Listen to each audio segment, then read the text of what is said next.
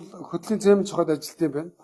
Хамгийн гол нь Ундрамын сонгуульд явсан сугны ус хөтлийн инженерийн аавсыг мэдэхгүй механикийн сургууль төгсөөчгүй хөөгдсөн дипломгүй нөхөр очиж суудсан нам чи хөтлийн Монгол ардын намгүй л Сэлэнгийн Монгол ардын намаар нөхөх мөн үү? Хөтлийн сайхан сум. Тэгээ энийг соёлын сайд Ундрам давуу байдал олгоод томилуулсан гинэ.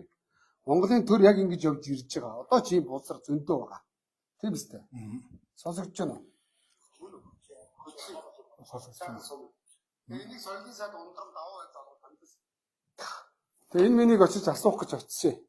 За энийг сургууль төгсөөгүйг энэ хөдөө аж ахуйн дээд сургуулийн тодорхойл 5 сөрөн гаргаад өгсөн. Дээд сургууль төгсөөгүй нэг хуурамч хүч баримтаар ингээд томилуулчих энэ авилгалтай тэмцгийнхаа та нар ингээд ядаад хүний дипломыг шалгачих л та. Тэгээ захирлаар томилцсон. Тэгээ сарын энэ новш 10 хэдэн сая гэлээ? 13 сая цалин авч. Тэгээ хөтлийн зээмэн жохоо үйлдвэр иймэрхүү новшинд чи үндсэндээ дампуурч байна.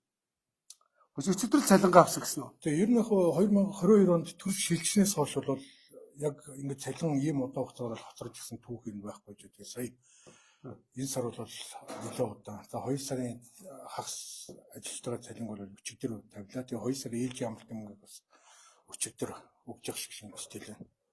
Тэгэхээр яг өнөөдрийн яриад байгаа гол асуудал бол яг л хин нэгний одоо цүнхээрч хин нэгэн танилцал сайд даргын хүмүүс бол гүйлдвэр мүүлжилдэг юм байна.